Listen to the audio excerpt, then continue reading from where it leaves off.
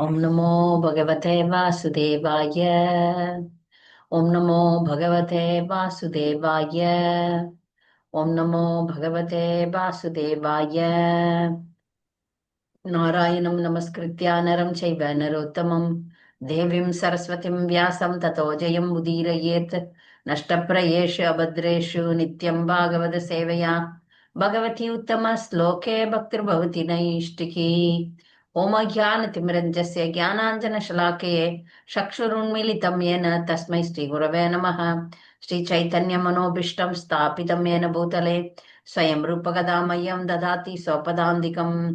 वन्देऽहं श्रीगुरु श्रीयुतपदकमलं श्रीगुरुन् वैष्णवां च श्रीरूपं सागरजातं सगण रघुनाथान्वितं तां सजीवं साद्वैतं सावधूतं परिजनसहितं कृष्णचैतन्यदेवं श्रीराधा कृष्णपादान् सगण ललिता श्रीविशाखान्वितं च। हे कृष्णा करुणा सिन्धु दीनबन्धो जगत्पते गोपेश गोपिका कान्त राधा कान्त नमोऽस्तुते।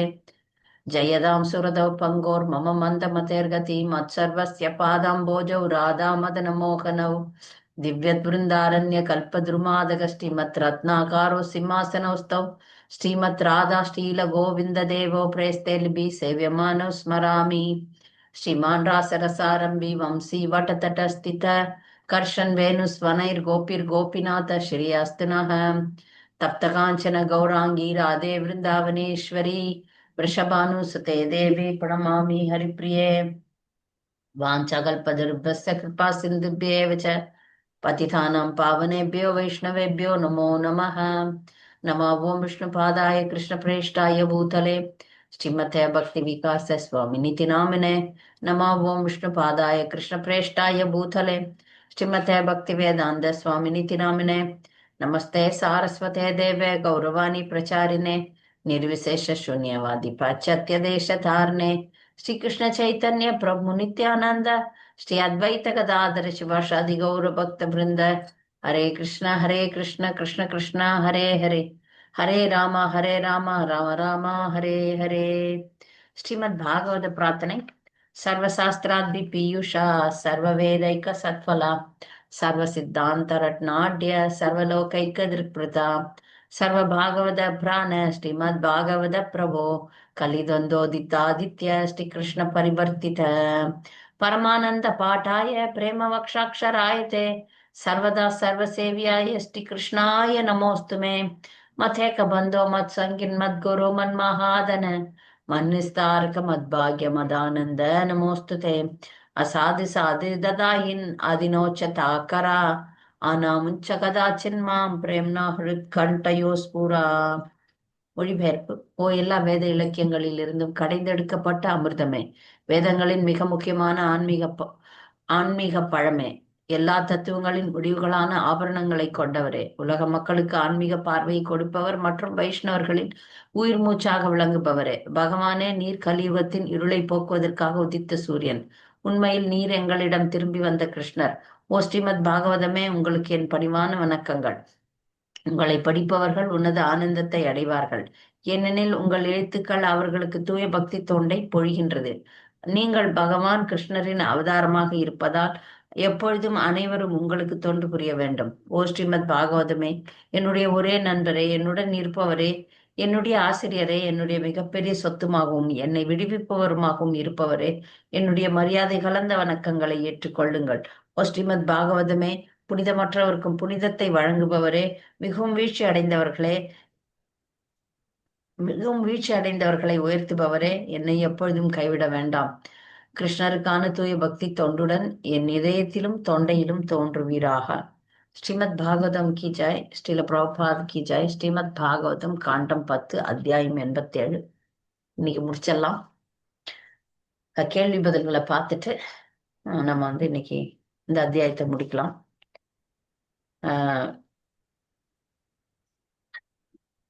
140வது கேள்வி. சரியா? ஜீவராசிகளின் வெளிப்பாட்டை ஒருவர் எப்படி தவறாக புரிந்து கொள்ளக்கூடும்? நான் சொல்றேன் மாதாஜி. இருங்க, யசோதா மாதாஜி ஆன் பண்ணி பேசுறாங்க. அப்புறமா நெக்ஸ்ட் கேள்விக்கு சுதா மாதாஜி பதில் சொல்லுங்க. யசோதா மாதாஜி சொல்லுங்க. சரியான ஆன்மீக வழிகாட்டல் இல்லை என்றால் பகவானிடமிருந்து ஜீவராசிகள் வெளிப்படுகின்றன என்ற வேதங்களில் விசாரணையை ஒருவன் இந்த முறையில்தான் அவை தோற்றத்திற்கு வந்தன, இறுதியில் அவன் மறந்துவிடும் என்று தவறாக புரிந்து கொள்ளக்கூடும். இவ்வாறாக ஜீவராசிகளுக்கு தற்காலிகமான இருப்பு மட்டுமே இருக்குமானால் அவற்றில் ஒன்று இறக்கும் பொழுது எஞ்சியுள்ள அதன் கர்மம் உபயோகிக்கப்படாமலேயே மறந்துவிடும். அதோடு ஒரு ஆத்மா பிறக்கும் பொழுது அவன் காணக்கூட முடியாத காரணத்துடன் தோன்றுவான். அதோடு ஒரு ஜீவனின் முக்தியானது அவனுடைய சொரூபத்தையும் இருப்பையும் முற்றிலும் அழித்து விடுவதாக இருக்கும். ஹரே கிருஷ்ண மதே. ஜீவராசிகளின் வெளிப்பாட்டை எப்படி ஒருவர் தவறாக புரிந்து கொள்ள வேண்டும்? ஜீவராசிகளை பொறுத்த வரைக்கும் மக்கள் என்ன நினைக்கிறாங்க, தோன்றி அப்படியே மடிஞ்சு போகுது அப்படின்ட்டு. அப்படி மடிஞ்சு போற மாதிரி இருந்ததுன்னா அவங்க செஞ்ச கர்மத்துக்கெல்லாம் பலன் இல்லாம போயிடும் இல்லையா? அந்த கர்மங்கள்லாம் எப்படி அதை ஒர்க் அவுட் பண்ணணும்? அடுத்து அவங்க சொரூபம், அவங்களுக்குன்னு முக்தி சொரூபம் இருக்கு, அது கிடையாதே, அது எப்படி சால்வ் பண்ண போறோம்? அதனால ஜீவராசிகளுடைய தோன்றுதல்ல மக்கள் இந்த மாதிரி தவறா புரிந்து கொள்ளக்கூடும். ஆனா இந்த மாதிரி பிரச்சனைகள்லாம் இருக்கிறதுனால அதை பண்ண முடியாது. ஜீவராசி அடுத்து வந்துதான் ஆகணும், கர்மவினை இருக்குதான் அப்படின்றத புரிஞ்சுக்கிறோம். 141வது கேள்வி, ஜீவனின் பிறப்பு மற்றும் முக்தியை எப்படி புரிந்து கொள்ளலாம்?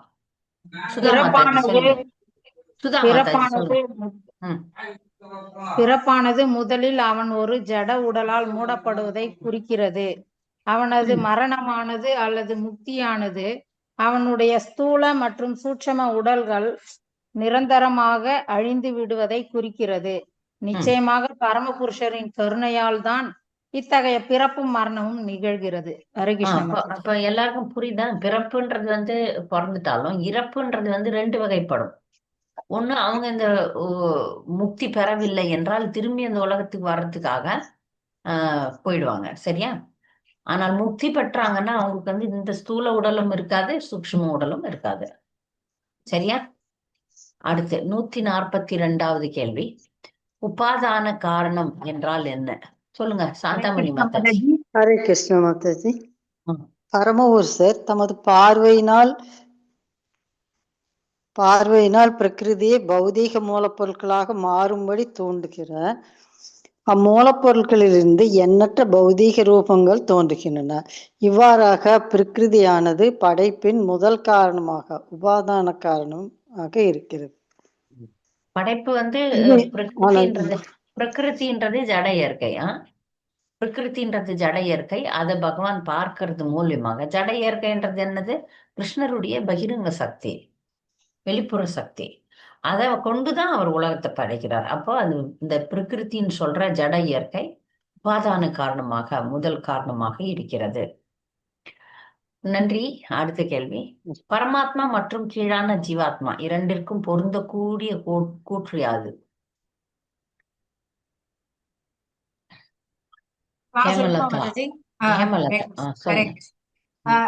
ரெண்டு ஆன்மாவும் நித்தியமானது, இதுவும் அதால் அழியப்படாது. பகவானும் அழியக்கூடாத ஒரு இது, ஆதியும் அந்தமும் இல்லாத ஒரு இது. அதே மாதிரி ஜீவனும் அழியாதது, நித்தியமானது, ஆதியும் அந்தமும் இல்லாதது. சரியா சொன்னீங்க. அவிநாசி வரே அயம் ஆமா, அது சொல்றேன், அதை சொல்லட்டுமா? பரவாயில்ல, சொல்லியாச்சு. இந்த ஆத்மாவானது உண்மையில் அழிக்க முடியாதது. பரமாத்மாவும் அழிக்க முடியாது, ஆத்மாவையும் அழிக்க முடியாது. இது ஒற்றுமை. வேற்றுமை இருக்கு. வேற்றுமை யாராவது சொல்லுவீங்களா? நீங்களே சொல்லுங்க. ஏமலதா, வேற்றுமை என்ன? படிச்சு சொல்லட்டுமா இல்ல அப்படியே சொல்லுங்க? அப்படியே சொல்லுங்க. அதாவது பகவான் ஜீவராசிகளுக்கு உண்டான இந்திரியங்கள் அது சூக்ஷ்ம உடல், இந்த ஸ்தூலாவது ஆன்மா, சூக்ஷ்ம உடலால மூடப்பட்டிருக்க ஆன்மா. அதனால கர்மங்கள் அதெல்லாம் அதோட பதிவெல்லாம் அந்த ஆன்மாக்கு இருக்கும். ரெண்டாவது அவங்களுக்கு கொடுக்குற இந்திரியங்கள் ஒன்னொன்னும் அந்தந்த வேலையை தான் செய்யும். பகவான் அப்படி இல்லை. பகவானோட அது எல்லாமே அவருக்கு ஸ்தூல உடல் சூக்ஷ்ம உடல அப்படிலாம் கிடையாது. ஆன்மாவும் உடலும் ஒன்றேதான். அவருடைய அவருடைய இந்திரியங்கள் எல்லா வேலையும், எல்லா விதமான வேலையும் எப்படியும் செய்யலாம். ரெண்டாவது அவரால மட்டும்தான் இந்த உலக ஜட இயற்கைய இதெல்லாம் படைக்க முடியும். இந்த ஆத்மாவால அதெல்லாம் முடியவே முடியாது. இது எல்லாமே கட்டுண்ட ஆத்மா தான். அவருக்கு கீழே இயங்குற ஒரு துகள், அணு துகள்கள் தான். அப்புறம் அவரோட விளிம்பு சக்தியில இருந்து தான் இந்த ஜீவாத்மாக்கள் ஏற்படுகின்றது. விளிம்புல இருந்து வர்றதுதான் ஒற்றுமை. நம்ம பார்த்தோம் 2 பேருக்குமே அழிவில்லைன்ட்டு. ஆனா அந்த ஜட உலகத்தில் பிறப்பு இறப்பு நோய் முதுமை சக்கரத்துல சுத்தி கொள்வது ஜீவாத்மாவுக்கு ஜீவாத்மா தள்ளப்படுகிறது. பரமாத்மா அதெல்லாம் பண்ண முடியும். அவர் தானே அதை உருவாக்குறாரு. அதனால இந்த ஜட இயற்கை, இந்த பௌதிக உலகம் அவரை ஒண்ணும் பண்ணாது. ஆனா அந்த ஜீவாத்மாக்கள் கட்டுண்டு கிடக்குறாங்க. பகவான் பரமாத்மா மிகப்பெரியவர், ஜீவன் மிகச் சிறியது. அவர் எல்லாவற்றையும் அறிந்தவர். ஜீவன் தன்னையே அறியாதது, தன்னையே அறிய முடியாதது. அவருடைய அதாவது ஜீவனுக்கு பௌதிகமான உடல் கொடுக்கப்படுகிறது, சொரூபம் இருக்கு, ஆனால் அது மூடப்படுகிறது ஸ்தூல மற்றும் சூட்சும உடல்னால. அதெல்லாம் பகவானுக்கு கிடையாது. பகவான் எப்போதுமே சச்சிதானத்துல தான் இருக்கிறார், சச்சித் ஆனந்தத்துல தான் இருக்கிறார். அவருடைய தேகம் சச்சித் ஆனந்தம். கேளுங்க புஷ்பமுகி. இல்ல அடுத்த கொஸ்டினுக்கு ஆன்சர். சரி, தயாரா இருங்க. 143வது கேள்வி பரமாத்மா மற்றும் அதுதான் சொல்லியாச்சு. 144வது கேள்வி பௌதிக நிலையின் பகுதி அழிவு மற்றும் முழு அழிவிற்கு உதாரணம் கூறி விளக்குக. சொல்லுங்க. ஜீவனுடைய பௌதிக நிலையின் அழிவானது பகுதி அழிவு மற்றும் முழு அழிவு என 2 வழியில நடக்கிறது. அதாவது ஆத்மாவானவன் அவனது உடலை விடும்பொழுது பிரபஞ்ச அழிவு ஏற்படும் பொழுது அனைத்து ஆத்மாக்களும் மகாவிஷ்ணுவின் உடலுக்குள் திரும்பி செல்லும் பொழுது ஆத்மா சொப்பனமற்ற உறக்கத்தை அனுபவிக்கும் பொழுது பகுதி அழிவு உண்டாகிறது. வேறுபட்ட இந்த அழிவுகள்லாம் வெவ்வேறு வகையான புஷ்பங்கள்ல இருந்து தேனீக்களால் கொண்டு வரப்படும் அமுதத்தின் கலப்படத்தை போன்றவை ஆகும். அமுதின் வேறுபட்ட சுவைகள் ஜீவராசிகளின் செயலற்ற நிலையில் உள்ள தனிப்பட்ட கர்ம விளைவுகளை பிரதிநிதிக்கின்றன. இதற்கு மாறாக ஆத்மாவினுடைய பௌதிக நிலையின் முழு அழிவானது சம்சாரத்திலிருந்து அவன் முக்தி அடைவதை குறிக்கிறது. அதுக்கு உதாரணம் நதிகள் போய் கடல்ல சங்கமிப்பது. அங்க பௌதிக பெயர்கள் கைவிடப்படுகின்றது. பரமபுருஷரின் தொண்டர்கள் என்ற சமமான நிலை இருக்கிறது. பகுதி அழிவுக்கு ஒரு உதாரணத்தை கொடுக்குறாங்க. பல்வேறு பூக்கள்ல இருந்து தேனி தேன் எடுத்துன்னு வருது. தேன் எடுத்துன்னு சேகரிக்குது. ஆனா சேர்த்தாலும் இப்போ நான் போன வார கிளாஸ்ல சொன்ன மாதிரி ரோஜா பூனுடைய தேன் வேற சுவையாகும், மல்லிப்பூனுடைய தேன் வேற சுவையுடையதாகும். அப்படி பல வகைப்பட்ட மலர்களின் தேன் சுவை வேற வேற வேறையா இருக்கிறது. இது பகுதி அழிவுக்கு ஒப்பிடப்படுகிறது. எப்பொழுது ஒரு ஜீவன் ஒரு குறிப்பிட்ட ஜீவராசி மடிந்த பிறகு முக்தி அடையாமல் இங்கே போயிட்டு அடுத்த பிறவிக்கு காத்திருக்கும் நிலை, அதுதான் பகுதி அழிவு. முழு அழிவு என்பது முற்றிலுமாக ஆன்மீக உலகத்தை அடைதல். எப்படி பல்வேறு நதிகள் கடல்ல கலந்து கடலோட சேர்ந்துடுறாங்க, அங்க ஒரே ஒரு அடையாளம் இருக்கிறது, அனைவரும் கிருஷ்ணருடைய தொண்டர்கள் என்ற அடையாளம் இருக்கிறது. புரியுதா? அடுத்து 145வது கேள்வி வேதங்களின் மிகப்பெரிய ரகசியம் யாருக்கு வெளிப்படுத்தப்படுகிறது? ஹரே கிருஷ்ணா மாதாஜி. மங்களபாவினி மாதாஜி. வேதங்கள் மனதில் வைத்து போற்றக்கூடிய மிகப்பெரிய ரகசியமான பகவானின் பக்தி தொண்டை பௌதிக மாயில் சலிப்படுத்தவர்களுக்கு மட்டுமே வெளிப்படுத்தப்படுகிறது. யார் இது போதுண்டா சாமின்ற நிலைக்கு வராங்களோ அவங்களுக்கு தான் இது ஆர்வமே வரும். பக்திக்கான ஆர்வமே அப்பதான் வரும். இல்லைன்னா நான் நல்லா தானே இருக்கிறேன், நான் நல்லாவே இருந்துட்டு போறேன் அப்படின்னு சொல்லிட்டு பக்திக்கான ஆர்வமும் வராது. 146வது கேள்வி ஒரு உண்மையான வைஷ்ணவரின் பிரார்த்தனை யாது? ஹரே கிருஷ்ணா. சொல்லுங்க. உண்மையான வைஷ்ணவரின் பிரார்த்தனை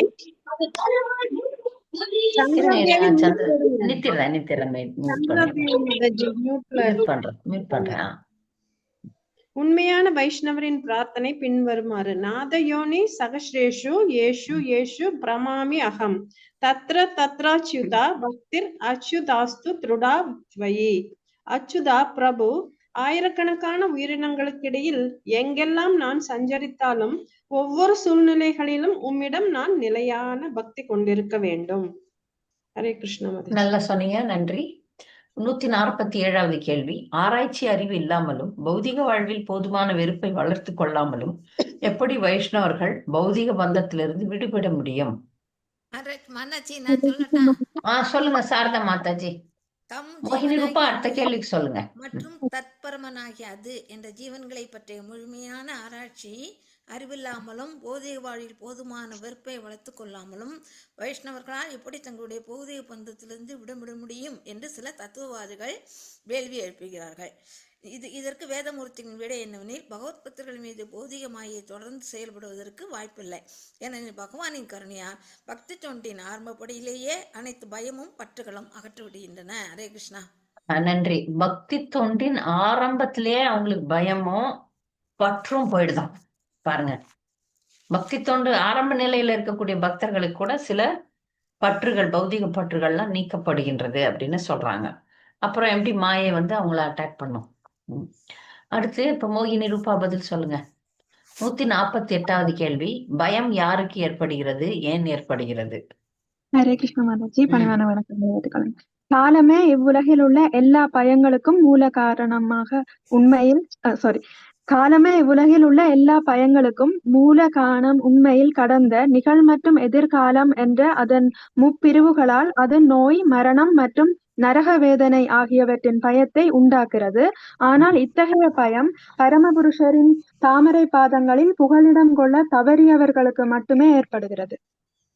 நன்றி, நல்லா சொன்னீங்க. யாருக்கு வந்து பக்தி இல்லையோ, யாருக்கு பகவான் பேர்ல நம்பிக்கை இல்லையோ, அவங்கதான் பயப்படுவாங்க. பயம் வந்து பக்தர்கள், அபக்தர்களுக்கு தான் பயம் ஏற்படும். நமக்கு பயம் இருக்குதுன்னா நம்ம அபக்தர்கள்னு நினைச்சுக்கணும். இல்லைன்னா பக்தியினுடைய முழுமை நிலையா அடையல, அறகுறையா இருக்கிறோம்னு தெரிஞ்சுக்கலாம். பயமின்மைன்றது பக்தியினுடைய, பக்தர்களுடைய ஒரு லட்சணம். அப்ப இந்த காலத்தினாலதான் பயம் ஏற்படுது. காலம் வந்து நோய், மரணம், நரக வேதனை இதெல்லாம் கொடுக்குது. அதனால வந்து பயம் ஏற்படுகிறது. அடுத்த கேள்வி 149வது கேள்வி. பகவான் யாருக்கு அபயம் அளிக்கிறார்? ஜமுனா மாதாஜி. ஜமுனா மாதாஜி. எவன் ஒருவன் ஒரு முறையாவது நான் உங்களுடையவன் என்று வேண்டிக் கொண்டு என்னிடம் சரணடைகிறானோ அவனுக்கு நான் நித்தியமான அபயம் அளிக்கின்றேன். ஹரே கிருஷ்ணா மாதாஜி. இது ரொம்ப முக்கியமான ஸ்லோகம் ராமாயணத்துல. ராமாயணம் எப்ப பேசணும்னாலும் இந்த ஸ்லோகம் வராம ராமாயணம் பேச முடியாது. சக்ரித்தேவ பிரபன்னோ எஸ் தவாஸ்மீதி சை யாச்சதே அபயம் சர்வதா தஸ்மை ததாமி ஏதத் விரதம் மம. ராமர் வந்து அப்படி ஒரு விரதம் எடுத்திருக்கிறாராம். யார் ஒரு வாட்டியாவது என்கிட்ட வந்துட்டான், அவன் ராவணனாவே இருந்தா கூட சரி. அப்போ ஒரு கேள்வி வேணும், ராவணன் வந்து உங்ககிட்ட சரணடைஞ்சிருந்தா விபீஷ்ணனை என்ன பண்ணிருப்பீங்க? விபீஷ்ணனும் சரணடைஞ்சிட்டானே அப்படின்னு. அதற்கு ராமருடைய பதில் என்னன்ட்டு ஆச்சாரியர்கள் சொல்றாங்க. விபீஷ்ணனுக்கு அயோத்தியாவை கொடுத்துட்டு ராவணனுக்கு இலங்கையை கொடுத்துட்டு ராமர் வந்து வனத்துக்கு போயிடுவாராம். அந்த அளவுக்கு அவர் வந்து பக்தர்கள் மீது கருணை வைத்தவராய் இருக்கிறாரு. அதனால ஒரு முறை சரணம்னு சொல்லியிருந்தா கண்டிப்பா ராவணனுக்கு கூட உயிர் பிச்சை கொடுத்திருப்பார் அப்படின்னு சொல்லப்படுது. ஆனா அது அங்க அசுரன் மனநிலை எப்படி இருக்கும், அசுரன் எப்படி இருப்பான்றதுக்கு உதாரணமாக ராவணன் இருந்தான். எதற்குமே அடங்காம அப்படிதானே இருக்கிறாங்க பக்தர்கள். என்ன உலகத்துல எவ்வளவு துன்பம் நடந்தாலும் பகவான சரணடையாம இருக்கிறாங்களே எப்படின்னு எனக்கு புரியல. 150வது கேள்வி.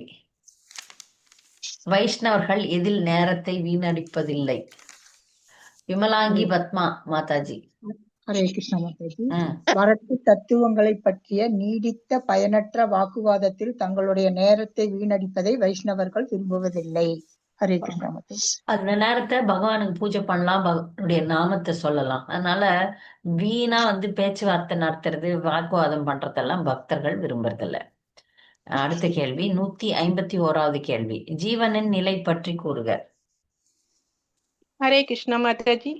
சொல்லுங்க. நன்றி மாதாஜி. ஜீவாத்மா வந்து பரமாத்மாவுடன் அளவால் வேறுபட்டும் குணத்தால் ஒன்றுபட்டும் இருக்கின்றது. அசிந்திய பேத அபேத தத்துவம் ஆகும். இது எண்ணிலடங்காத ஜீவன்கள் வந்து உணர்வுகளுடன் நித்தியமாக இருக்கிறது. இவை பகவானின் உயர்ந்த சக்தி என்ற போதிலும் ஜட சிருஷ்டிகள் ஜட இயற்கையுடன் சேரும் பொழுது ஜடஸ்தர சக்தியாக மாறுகிறது. இவை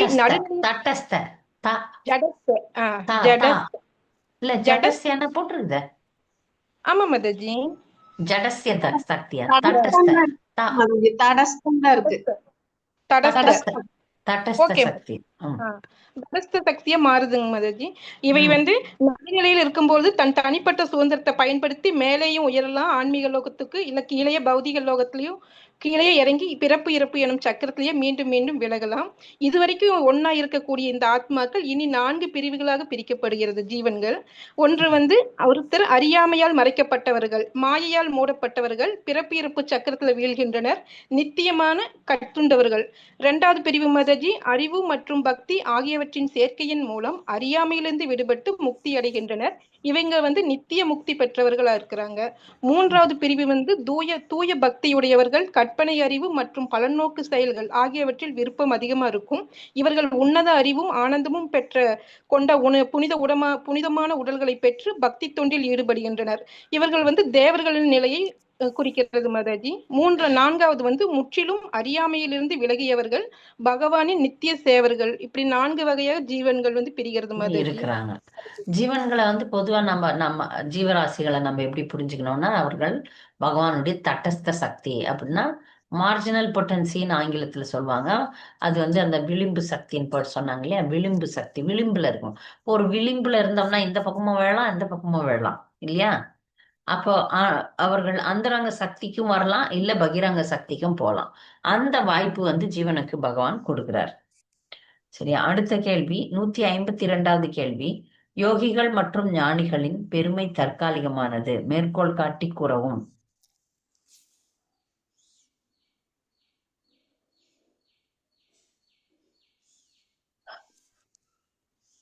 யார் சொல்ல போறீங்க? யாரும் படிக்கலையா?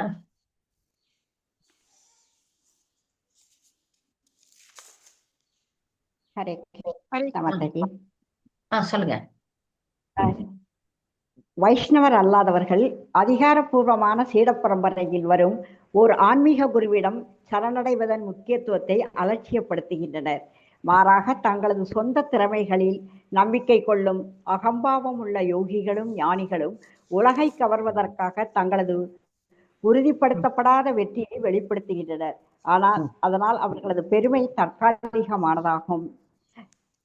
யுஜானானாம் அபக்தானாம் பிரணாயாமாதிபிர் மனக அக்ஷீண வாசனம் ராஜன் திருஷ்டியதே புனருத்திடம். பிராணாயாமம் முதலான பயிற்சிகளில் ஈடுபடும் பக்தர் அல்லாதவர்களின் மனங்கள் பௌதீக ஆசையிலிருந்து முழுமையாக தூய்மை அடையாததாகும். இவ்வாறே அவர்களுடைய மனதில் மீண்டும் பௌதீக ஆசைகள் முளைப்பதை நாம் காண்கின்றோம். சரியா சொன்னீங்க, நன்றி. இப்ப பாருங்க, ஏன் வந்து யோகிகள் ஞானிகளை வந்து நம்ம குறை சொல்றோம்னா, அவங்களது வந்து அவங்க தங்களுடைய பலத்துலதான் அவங்க வந்து கை வைக்கிறாங்க, அதுதான் நம்புறாங்க. அதனால அவங்க வந்து மீண்டும் பௌதீக அவங்க மனசுல நாம இந்த முறை எப்படின்னா, வேரோட விதையை அழிப்பதற்கு சமம் இல்லை. மேல மேல முள் செடியை மேல மேல வெட்டி விட்டோம்னா வேர் இருக்கிற வரைக்கும் அது வளர்ந்து கொண்டே இருக்கும். வேரோட பிடுங்கி எறும்போது தான் அந்த விதை உள்ள இருந்ததுன்னா அது வளர ஆரம்பிச்சிரும். புல்லெல்லாம் அப்படிதான் முளைக்குது நிலத்துல. புல்லுக்கான விதை வந்து எப்போதும் இருக்கு நிலத்துல. அப்ப புல்லை டோட்டலா எடுக்கணும்னா அந்த நிலத்தை வந்து ரொம்ப பக்குவப்படுத்தணும். அந்த புல்லுக்கானையும் இல்ல களைகளுக்கான எந்த ஒரு விதையும் இல்லாம எடுக்கணும். ஞானிகளுக்கும் யோகிகளுக்கும் அந்த மாதிரி கிடையாது.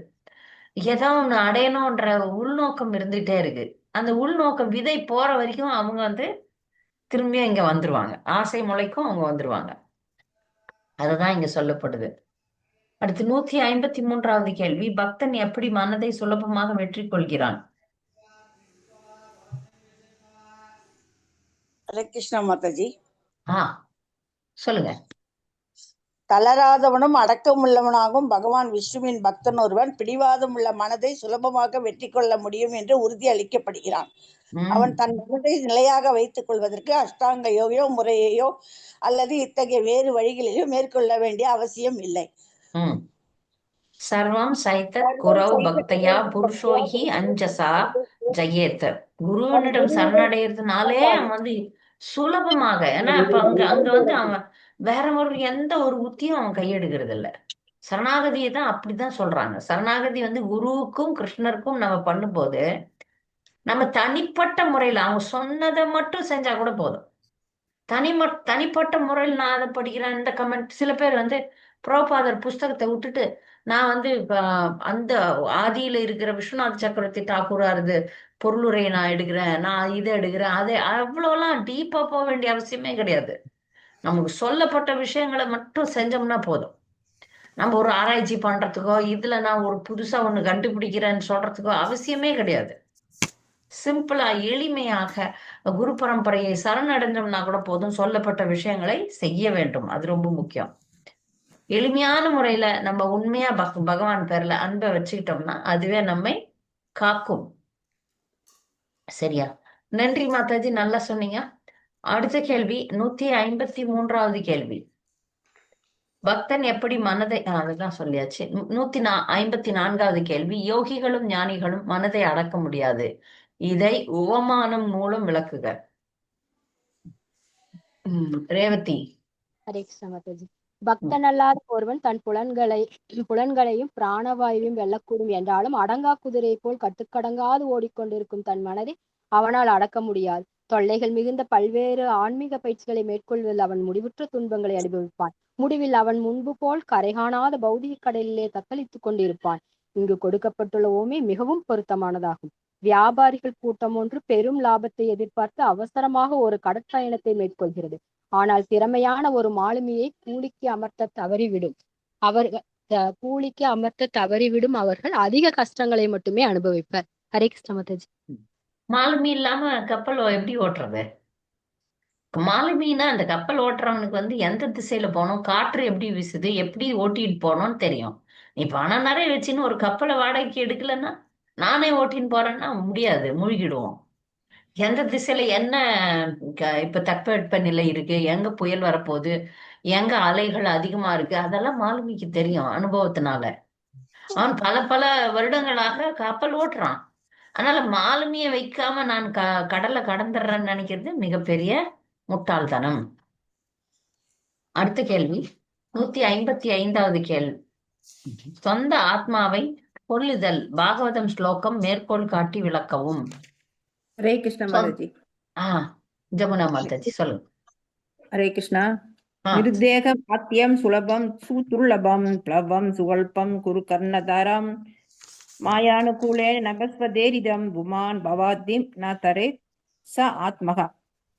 இந்த வாழ்வுக்கு வந்து நன்மை அளிக்கூடிய இந்த மனித உடலை வச்சுதான் நம்ம எல்லாமே படிக்க முடியும். இது அரிதாக கிடைக்கூடியது. ஏன்னா 84 லட்சம் பிரிவுல வந்து அரிதாக கிடைக்கூடியது மனித பிரிவுங்கிறது. இயற்கையின் சட்டங்களால் அது தானாக அடைக்கப்படுகிறது. நம்ம கர்மாவுக்கு தகுந்த மாதிரி மனித உடல் கிடைக்குது. ஆன்மீக குருவை மாலுமியாகவும் பரமவச உபதேசங்களை உரிய திசையில் செலுத்தும் அனுகூல காற்றாகவும் கொண்ட நன்கு நிர்மாணிக்கப்பட்ட ஒரு கப்பலுடன் இந்த மனித உடல் வந்து அவ்வளவு சிறப்பானது. கப்பலோட ஒப்பிடுறாங்க. அனுகூலமான இந்நிலைகளை எல்லாம் கருத்தில் கொள்ளும் பொழுது பௌதீக வாழ்வின் பெருங்கடலை கடப்பதற்கு தன் மனித வாழ்வை பயன்படுத்திக் கொள்ளணும். அப்படி பயன்படுத்திக் கொள்ளவன் வந்து தன் ஆத்மானை கொன்றவன் மட்டும் கருத வேண்டும் சொல்றாங்க. வெரி குட், நன்றி. ஆத்மாவை கொல்ல முடியுமா? கொல்ல முடியாது மாதாஜி. கொன்னதுக்கு சமம். ஆமா, நன்றி. அடுத்த கேள்வி. எத்தகைய பக்தி தோண்டு தூயதாக கருதப்படுகிறது? மாதாஜி நான் சொல்றேன் மாதாஜி. சொல்லுங்க. பகவானை திருப்திப்படுத்தல் ஒன்றையே நோக்கமாக கொண்டுள்ள பக்தி பகவான் விஷ்ணுவுக்கு செய்யப்பட்டதாக கருதப்படுகிறது. பகவானை மட்டும் திருப்திப்படுத்துறதா இருக்கணும், அதான் பக்தி தொண்டு. சரி. அடுத்த கேள்வி 157வது கேள்வி. ஒருவன் எப்போது பற்றற்றவனாக நேர்மையுடன் செயலாற்றுகிறான்? ஹரே கிருஷ்ண மாதாஜி. ஹரே கிருஷ்ணா. சொல்லுங்க மாதாஜி. பரீட்சிய லோகான் கர்ம சித்தான் பிராக்மணோ நிர்வேதம் ஆயா நாஸ்தி அக்ருத் கிரேதன. சுவர்க்க லோகங்களுக்கு ஏற்றம் பெறுவது மற்றொரு கர்ம சேகரிப்பு மட்டுமே என்பதை ஒரு பிராமணன் அறியும் பொழுது அவன் பற்றற்றவனாகி நேர்மையுடன் செயலாற்றுகிறான். ஹரே கிருஷ்ணா. மற்றும் கட உபநிஷதங்கள் இதை உறுதி செய்கின்றன. நன்றி. அடுத்த கேள்வி.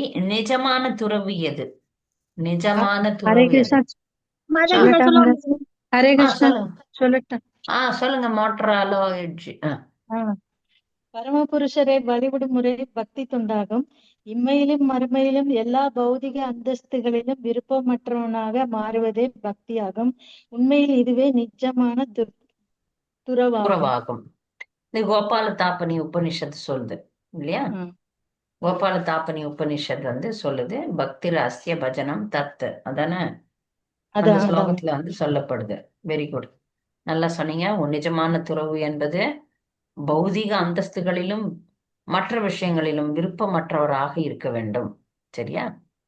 இம்மையிலும் மறுமையிலும். அடுத்த பிறகு நான் சொர்க்கத்துக்கு போனோம்னு நினைக்கிறது கூட பௌதிக ஆசையை தான் காட்டுது. சரியா? அடுத்த கேள்வி 159வது கேள்வி. எந்த இரு பாதைகளை தேர்ந்தெடுக்க ஜீவராசிகளுக்கு சுதந்திரம் உண்டு? அதில் எது துன்பத்தையே தரும்? மாதாஜி ஹரே கிருஷ்ணா மாதாஜி. சுதா மாதாஜி நானு நமது சொந்த வாழ்வின் பாதையை தேர்ந்தெடுக்கும் சுதந்திரம் நம்மில் ஒவ்வொருவருக்கும் உண்டு. நாம் நம்முடைய உடல், மனம், வார்த்தைகள், சாமர்த்தியங்கள், செல்வம் ஆகியவற்றை இறைவனின் புகழுக்காக அர்ப்பணிக்கலாம், அல்லது அவரை அலட்சியம் செய்துவிட்டு நம் சொந்த மகிழ்ச்சிக்காக போராடலாம். இரண்டாவது வழி உடலுறவும் பேராசையும் கொண்ட அடிமை வாழ்வை நோக்கி அழைத்து செல்கிறது. அதில் ஆத்மாவானது உண்மையான திருப்தியை உணர்வதற்கு பதிலாக தொடர்ந்து துன்புறுகிறது. பௌதீகவாதிகள் இவ்வாறு துன்புறுவதை கண்டு வைஷ்ணவர்கள் வருத்தப்படுகின்றனர். எனவே அவர்களுக்கு அறிவு புகட்ட வைஷ்ணவர்கள் எப்பொழுதும் உண்மையாகவே பாடுபடுகின்றனர். ஹரே கிருஷ்ணா. அதாவது 2 வழி இருக்கு. ஒரு வழி பகவானுக்கு அர்ப்பணி பண்றது, இன்னொரு வழி வந்து தன்னையே சுகமா வச்சுக்கிறது. தன்னையே சுகமா வச்சுக்கிற வாழ்க்கையில வந்து எப்படி அடி உததான், எப்பொழுதும் துன்பம்தான். ஏன்னா எப்படியாவது இந்த இடத்துல நம்ம ஏதாவது தப்பு பண்ணுவோம், அந்த தப்புக்கு வந்து தண்டனை கிடைச்சிக்கிட்டே இருக்கும். அப்படிதான் வந்து பகவான் வந்து யமராஜனை படிக்கிறோம். மனிதரை பொய்யென்று எண்ணி, மனிதர்கள் வந்து இப்படி எல்லாம் பண்றாங்களேன்னு சொல்லிட்டு யமனையும் பறைத்தார் அப்படின்னு பாடுறார் ஆழ்வார். என்ன, இவங்க எல்லாம் நமக்கு தண்டனை கொடுக்கறதுக்குன்னே நியமிக்கப்பட்டவர்கள். நாம செய்யற நல்லது கெட்டதுக்கு ஏத்த மாதிரி நம்ம பல விஷயங்களை அனுபவிக்க வேண்டியிருக்கு. எப்படி பேசும்போது அதாவது தண்டனை கிடைக்கிறது, பகவான் நம்மை தண்டிக்கிறார், இந்த பௌதிக உலகம் நம்மை வந்து கண்டிக்கிறது, தண்டிக்கிறதுன்னும் போது சில நேரத்துல புரியாத மாதிரி இருக்குது. ஆனா வாழ்க்கையை கொஞ்சம் ஆழ்ந்து பார்த்தோம்னா தெரியும் எவ்வளவு துன்பங்கள் மக்கள் படுறாங்க அப்படின்றத பார்க்கும்போது நமக்கு இந்த விஷயம் புரியணும். ஏன் உலகத்துல எங்க இருந்தாலும் எல்லாருக்குமே நோய் இருக்கு, எல்லாருமே கஷ்டங்களை அனுபவிக்கிறாங்க, எல்லாரும் பலவிதமான இன்னல்களுக்கு ஆளாகிறோம். அதெல்லாம் எதனுடைய விளைவு அப்படின்றது பார்த்தா இந்த பௌதிக உலகத்துல பகவானுக்கு சரண் அடையாததுனால ஏற்படுற விளைவுகள்ன்றத நம்ம புரிஞ்சுக்கணும். அதை புரியும் போதுதான் கண்டிப்பா பக்தி தொண்டை நம்ம எடுத்தே ஆகணும் அப்படின்னு எடுப்போம். கடைசி 160வது கேள்வி. எத்தகைய முனிவர்களுக்கு முண்டக உபநிஷதம் நான் படிக்கிறேன் அஞ்சலி செலுத்துகிறது? மாதாஜி நான் படிக்கவே இல்லை, நான் தான் சொல்ல போறேன் இப்போ. சந்திரா மாதாஜி அடுத்த கேள்விக்கு சொல்லுங்க. சாரதா மாதாஜி சொல்லுங்க. பரம புருஷரை உயர்ந்த தாழ்ந்த ஜீவன்களுக்குள்ளும் எல்லா இடங்களிலும் ஒருவன் காணும்பொழுது அவனுடைய இதயத்துல முடிச்சு அவிழ்க்கப்படுகிறது. எல்லா சந்தேகங்களும் துண்டு துண்டாக வெட்டப்படுகின்றன. மேலும் பலன் கருதும் செயல்களின் சங்கிலி தொடர் முடிவடைகிறது. இந்நிலையை அடைந்துள்ள முனிவர்களுக்கு முண்டக உபதேசம் 3.2.11 பின்வருவாந்து அஞ்சல் செலுத்துகிறது. நம பரமர்ஷிப்யக, நம பரமர்ஷிப்யக. மிகச்சிறந்த முனிவர்களுக்கும் நமஸ்காரம், சிறந்த முனிவர்களுக்கும் நமஸ்காரம். சரியா தப்பா இது ரைட் மாதாஜி? கரெக்ட், சரியா தான் சொன்னீங்க, சரியா சொன்னீங்க. நன்றி, சரியா சொல்லிட்டாங்க மாதாஜி. ஏன்னா உயர்ந்த தாழ்ந்த ஜீவன்களுக்குள்ளும் எல்லா இடங்களிலும் பகவானை வந்து காணும் போது அவனுடைய இதயத்துல இருக்கிற முடிச்செல்லாம் அழிஞ்சு போயிடும். அவனுடைய எல்லா சந்தேகங்களும் போயிடுது. ஏன்னா எல்லாத்துலயும் அவர் பகவானை காண்றாங்க. சரியா? அப்படிப்பட்டவங்களை வாழ்க வாழ்கன்னு சொல்லிட்டு உபநிஷத்துகள் வாழ்த்துகின்றது. நமஸ்காரம் நமஸ்காரம்னு சொல்லுது. பரமர்ஷிப்யக, பரமர்ஷிப்யக அப்படின்னு நமஸ்காரம் பண்ணுது. கடைசி கேள்வி 161வது கேள்வி. பௌதீக சுக போகங்களுக்கான விருப்பத்தினால் ஏற்படும் விளைவு யாது? சொல்லுங்க சந்திரா தேவி. சொல்றேன் மதன். பக்தி தொண்டினால் எப்படி உன்னத ஆனந்தத்தின் ஒரே ஒரு துளியை ஒரு முறையேனும் சுவைத்துள்ளவர்களுக்குமான வைஷ்ணவர்களுக்கு கூட பௌதிக குடும்ப சுகங்களை பற்றி தியானிப்பதில் சிறிதளவு விருப்பம் இருக்கும். இந்த விருப்பம் ஒருவனின் பக்தறிவு, மன உறுதி, நிதானம், பொறுமை மற்றும் மன அமைதி ஆகியவற்றை சூறையாடி விடுகிறது. பௌதிக விஷயங்களுக்கு ஆசைப்பட்டோம்னா அதெல்லாம் நடக்கும். பகுத்தறிவு இருக்காது, மன உறுதி போயிடும், நிதானம் போயிடும், பொறுமை போயிடும், மன அமைதியே இருக்காது.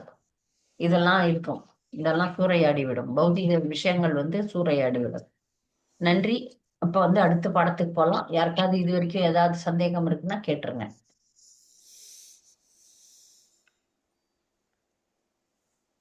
யாருக்காவது ஏதாவது சந்தேகம் இருக்கா?